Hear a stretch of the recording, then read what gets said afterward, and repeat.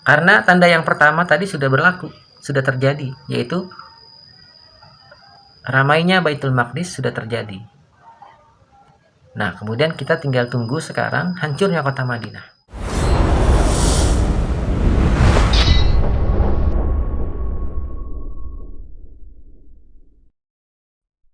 Bismillah. Assalamualaikum warahmatullahi wabarakatuh. Alhamdulillah, asyhadu an la ilaha illallah wa asyhadu anna Muhammadan abduhu wa rasuluh.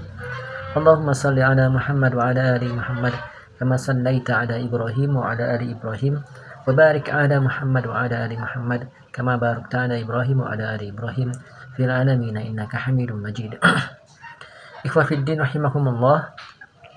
Episode yang lalu kita telah membahas tentang Al-Malhamah Al-Kubra yang sudah berlaku, sudah terjadi.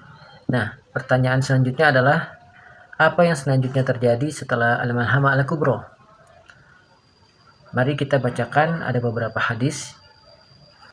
Rasulullah Shallallahu Alaihi Wasallam mengabarkan dengan sabdanya, telah menceritakan kepada kami Haywah bin Shuraih Al-Himsi berkata, telah menceritakan kepada kami Baqiyah dari Bahir, dari Khalid, dari Ibnu Abu Bilal, dari Abdullah bin Busr, bahwa Rasulullah Shallallahu Alaihi Wasallam bersabda, antara peperangan dan pembukaan kota Konstantinopel jaraknya 6 tahun. Lalu Al-Masih Ad-Dajjal keluar pada awal tahun ke-7. Abu Daud berkata, ini lebih sahih ketimbang hadis Isa. Ya, Wafiddin rahimakumullah. Dari hadis ini kita mengetahui bahwasannya setelah peperangan yang terjadi di Syam antara Taifah Mansurah dengan 80 bendera koalisi Ar-Rum, maka 6 tahun kemudian adalah pembukaan kota Konstantinopel. Lalu tahun ke-7-nya Al-Masih Ad-Dajjal keluar. Nah, mari kita berhitung peperangan Taifah Mansurah melawan Ar-Rum yang dimaksud berakhir dengan kekalahan 2/3 pasukan Taifah Mansurah. Kemudian terlepasnya kekuasaan penuh Taifah Mansurah atas negeri Syam dan Irak yang notabene adalah wilayah utama kekhalifahan. Peristiwa ini terjadi pada tahun 1440 Hijriah atau 2019 Masehi. Bila 6 tahun yang dimaksud hadis di atas adalah sesuai dengan hitungan tahun kita, maka 6 tahun setelahnya adalah tahun 1446 Hijriah, yang menjadi patokan adalah tahun Hijriah. Nah, sedangkan tahun ini, tahun di mana kita berada, yaitu tahun 1444 Hijriah atau tahun 2022 Masehi. Maka insya Allah bila interpretasi kami benar, bila hadis ini dengan interpretasi kami cocok, maka 2 tahun lagi, 2 tahun Hijriah, secara khusus Taifah Mansurah atau secara umum kaum muslimin akan menaklukkan Konstantinopel atau Turki. Nah, ini tentunya masih dalam benak kita masih bertanya-tanya bagaimana hal ini bisa terjadi, sedangkan hari ini saja belum terlihat kabar yang signifikan dari Taifah Mansurah. Ya. Nah, tentunya ini adalah rahasia Allah Subhanahu wa taala. Dan ini adalah kabar gembira bagi kita semua. Namun bersama kabar gembira selanjutnya adalah peringatan bahwa setelah pembukaan kota Konstantinopel pada tahun ke-6, 2 tahun kemudian dari sekarang, bahwa tahun ketiganya atau tahun ke-7 dari hadis tadi ya, yang berarti 3 tahun lagi dari sekarang adalah yaitu tahun 1447 Hijriah, akan muncul sosok yang menjadi fitnah terbesar umat manusia, yaitu munculnya Al-Masihud Dajjal la'natullah alaih. 3 tahun lagi, ikhwah.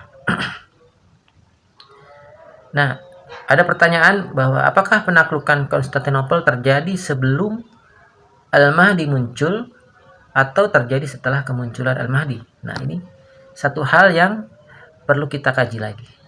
Nah, berdasarkan hadis yang akan kami paparkan, penjelasannya, maka kesimpulan kami paparkan dulu di sini di depan, bahwa takluknya Konstantinopel akan terjadi setelah kemunculan Al-Mahdi, yang berarti jika penaklukan tersebut kira-kira 2 tahun lagi, ya berdasarkan perhitungan kita tadi di atas, maka di antara 2 tahun ini insya Allah Al-Mahdi akan muncul. Nah, tentunya antum semua menanyakan apa dasarnya sehingga menyimpulkan bahwa Al-Mahdi muncul terlebih dahulu sebelum penaklukan kota Konstantinopel. Hal ini karena dalam hadis-hadis yang menunjukkan kronologi kemunculan Al-Mahdi, Taifah Mansurah, pendukungnya yang langsung menyambut Al-Mahdi, itu berasal dari Syam dan Irak, bukan dari arah Konstantinopel. Jadi kesimpulan kami, karena hadis-hadis yang menunjukkan ketika Al-Mahdi itu muncul, kemudian pendukungnya muncul. Nah, pendukungnya ini muncul bukan dari arah Konstantinopel, akan tetapi datang dari Syam dan Irak. Itu alasan yang pertama. Nah, alasan yang kedua adalah karena dalam hadis takluknya Konstantinopel didahului oleh keruntuhan kota Madinah. Ada hadis yang lain ya. Hadis yang lain mengatakan bahwa kejatuhan atau dibebaskannya kota Konstantinopel didahului oleh keruntuhan kota Madinah. Dan menurut kami bahwa hancurnya atau runtuhnya kota Madinah berada pada rentetan kronologi datangnya Al-Mahdi yang nanti kita akan perdalam lagi, yang akan kita ceritakan kronologinya. Nah, yang berarti momen datangnya Al-Mahdi datang lebih dulu sebelum Konstantinopel ditaklukkan. Jadi sebelum Konstantinopel terbebaskan, Madinah ini akan runtuh, akan hancur. Nah, hancurnya kota Madinah adalah rentetan peristiwa sebelum munculnya Al-Mahdi. Itu menurut kami. Kita bacakan hadisnya. Telah menceritakan kepada kami Abbas Al-Anbari berkata, telah menceritakan kepada kami Hashim Ibnul Qasim berkata, telah menceritakan kepada kami Abdurrahman bin Sabit bin Sauban dari bapaknya dari Makhul, dari Jubair bin Nufair, dari Malik bin Yukhamir, dari Muaz bin Jabal. Ia berkata, Rasulullah Shallallahu Alaihi Wasallam bersabda, ramainya Baitul Maqdis adalah tanda kehancuran kota Madinah. Hancurnya kota Madinah adalah tanda terjadinya peperangan besar. Terjadinya peperangan besar adalah tanda dari pembukaan kota Konstantinopel. Dan pembukaan kota Konstantinopel adalah tanda keluarnya Dajjal. Kemudian beliau menepuk-nepuk paha orang yang beliau ceritakan tentang hadis tersebut, atau dalam riwayat lain, pundaknya, kemudian bersabda, semua ini adalah sesuatu yang benar, sebagaimana engkau Muaz bin Jabal sekarang berada di sini adalah sesuatu yang benar. Artinya nyata. Kemudian penjelasan hadis berdasarkan interpretasi kami. Dijelaskan terlebih dahulu, ramainya Baitul Maqdis adalah tanda kehancuran kota Madinah. Ramainya Baitul Maqdis maknanya adalah banyak dikunjungi orang atau menjadi pusat keramaian. Makmurnya Baitul Maqdis ini bukan berarti sudah tegak syariat Islam yang kemudian dibebaskannya Baitul Maqdis, bukan. Akan tetapi di sini kan secara umum maknanya adalah makmur, ramainya Baitul Maqdis adalah tanda kehancuran kota Madinah. Jadi ramai menurut interpretasi kami yaitu menjadi pusat keramaian. Nah, pertanyaannya adalah, bukankah memang Baitul Maqdis selalu ramai dikunjungi atau diziarahi orang? Iya, betul. Tetapi arti ramai di sini memiliki arti khusus, yaitu jika kita menyebut Baitul Maqdis, maka kita akan menyebut sebuah kota suci yang bernama Yerusalem.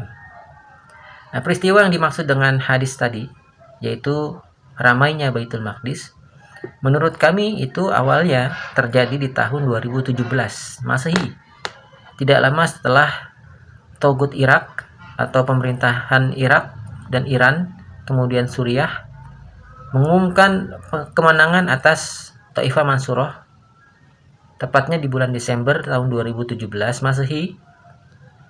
kemudian Arum atau Presiden Arum, Presiden Amerika Serikat, mengumumkan mengakui Yerusalem atau Baitul Maqdis sebagai ibu kota Israel atau Zionis. Pengumuman ini disampaikan kemudian disambut oleh seluruh umat Yahudi, kemudian umat Kristen dan umat lain yang mendukung Zionis dengan gembira. Kemudian mereka atau Zionis mulai meramaikan Yerusalem dengan perhelatan, kemudian perayaan berupa pesta-pesta dan konferensi peresmian dengan mengundang wakil-wakil dari setiap negara untuk datang ikut meresmikan dan meramaikan ibu kota baru Zionis Israel, yaitu Yerusalem atau Baitul Maqdis. Nah, inilah makna ramainya Baitul Maqdis. Jadi punya makna seperti ini. Nah, kemudian bagaimana dengan makna hancurnya kota Madinah? Nah, hancurnya kota Madinah adalah tanda terjadinya peperangan besar. Menurut interpretasi kami, hancurnya kota Madinah terjadi tidak lama lagi. Karena ini adalah rentetan munculnya Al-Mahdi. Jika Al-Mahdi muncul 2 tahun kemudian, di tahun kedua dari sekarang, maka hancurnya kota Madinah muncul lebih cepat lagi. Tidak lama lagi maksudnya. Karena tanda yang pertama tadi sudah berlaku, sudah terjadi, yaitu ramainya Baitul Maqdis sudah terjadi. Nah, kemudian kita tinggal tunggu sekarang hancurnya kota Madinah. Hancurnya kota Madinah disebabkan karena apa? Menurut interpretasi kami, berdasarkan hadis-hadis tentang Al-Mahdi, maka akan ada serangan tiba-tiba dari arah Syam atau dari utara kota Madinah.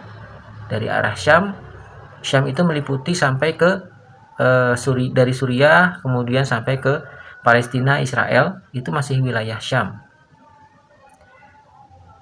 Ya, diserang oleh pasukan darat dan yang tujuannya menghancurkan Baitullah, kemudian membunuh Al-Mahdi.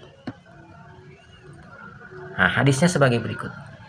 Menceritakan kepada kami Muhammad ibn al-Musanna berkata, telah menceritakan kepada kami Mu'az bin Hisham berkata, telah menceritakan kepadaku bapakku dari Qatadah, dari Salih Abu Al-Khalil, dari sahabatnya dari Ummu Salamah istri Nabi Shallallahu Alaihi Wasallam. Dari Nabi Shallallahu Alaihi Wasallam, beliau bersabda, akan terjadi perselisihan saat matinya khalifah, lalu seorang laki-laki atau Al-Mahdi akan keluar dari Madinah menuju Mekah. Lantas beberapa orang dari penduduk Mekah mendatanginya. Mereka memaksanya keluar dari dalam rumah meskipun ia tidak menginginkannya. Orang-orang itu kemudian membayatnya pada suatu tempat antara Rukun dan Maqam Ibrahim. Lalu dikirimlah sepasukan dari penduduk Syam untuk memeranginya. Tetapi pasukan itu justru ditenggelamkan oleh Allah di Al-Baidah, tempat antara Makkah dan Madinah. Maka ketika melihat hal itu, orang-orang soleh dari Syam dan orang-orang terbaik dari penduduk Irak membayatnya antara Rukun dan Maqam. Lalu tumbuhlah seorang laki-laki dari bangsa Quraisy, paman-pamannya dari suku Kalb. Ia lalu mengirimkan sepasukan untuk memerangi mereka, orang-orang yang berbaiat kepada Al-Mahdi. Namun mereka dapat mengalahkan mereka atau pasukan yang dikirim oleh lelaki Quraisy dari suku Kalb. Alangkah ruginya orang yang tidak ikut serta dalam pembagian ghanimah perang melawan suku Kalb. Ia, Al-Mahdi, lalu membagikan ghanimah dan membina manusia dengan sunnah Nabi mereka Shallallahu Alaihi Wasallam dan menyampaikan Islam ke semua penduduk bumi. Ia berkuasa selama 7 tahun, kemudian wafat dan disolati oleh kaum muslimin. Abu Daud berkata, sebagian mereka menyebutkan dari Hisham selama 9 tahun dan sebagiannya menyebutkan selama 7 tahun. Ketika Al-Mahdi dilantik atau dibaiat, kemudian ada sepasukan yang menyerbu ke arah Baitullah atau ke arah kota Makkah untuk membunuh Al-Mahdi dari arah Syam, kemudian ditenggelamkan di antara Madinah dan Makkah, yaitu di Al-Baidah, di padang pasir bernama Al-Baidah. Sebelum kejadian penenggelaman itu, sebelumnya pasukan ini telah sampai ke Madinah terlebih dahulu, dari arah Syam sampai ke arah Madinah, ya.